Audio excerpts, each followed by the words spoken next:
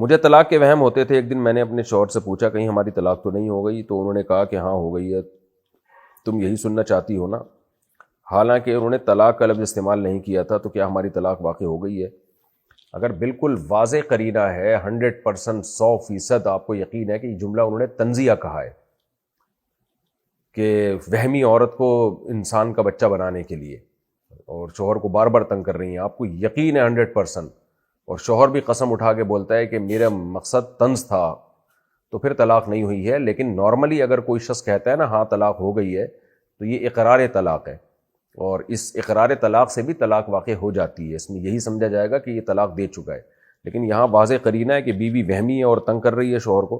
تو اگر شوہر قسم اٹھا کے کہہ دے کہ میرا مقصد صرف طنز کرنا تھا اور میں نے تو کوئی طلاق نہیں دی تمہیں، اور عورت کو بھی اس کی بات کا یقین ہو، لیکن آپ تو وہمی ہیں، آپ کو تو ایک نیا مسئلہ کھڑا ہو جائے گا آپ کے لیے، تو یہ طلاق نہیں ہوئی ہے اس طریقے سے.